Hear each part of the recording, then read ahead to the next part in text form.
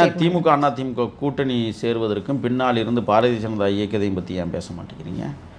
அண்ணன் திருமாவளவன் அதுக்கு வெட்ட வெளிச்சமாக ஓட்டு போட்டு உடச்சிக்கிறாரில்ல. அண்ணன் திருமாவளவனை முதலமைச்சராகவும் நம்ம ரெண்டு பேரும் ஒன்று சேர்ந்துக்கும்னு சொல்லி பேசுகிற அளவிற்கு திமுக அண்ணா திமுக கும்பல்கள் வேலை செய்திருக்கிறார் என்றால் அவர்களுடைய நோக்கம் என்ன?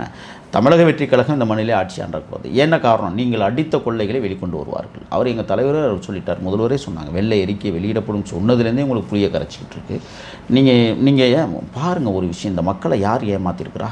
இத்தனை வருஷமாக 60-25 ஆண்டு காலம் இந்த மக்களை ஏமாற்றிய கும்பல்கள் தான் இந்த திராவிட முன்னேற்ற கழகம், அண்ணா திராவிட முன்னேற்ற கழகம். நீங்கள் யோசிச்சு பாருங்கள், இவன் ரெண்டு பேரும் கூட்டி சேர்ந்துக்கிட்டு எங்களை வீழ்த்துவதற்கு பாரதிய ஜனதாவை இறக்குமதி செய்கிறார்கள் என்றால், நான் இப்போ சொல்கிறேன், எதிர்கால நாடாளுமன்ற தேர்தலிலோ அல்லது உள்ளாட்சி தேர்தலில் என்ன நடக்க போகுதுன்னு சொன்னால், திமுக அண்ணா திமுக விஎஸ்எஸ் பாரதிய ஜனதா கூட்டணியோடு களம் காண இருக்கிறது மற்ற கட்சிகள்.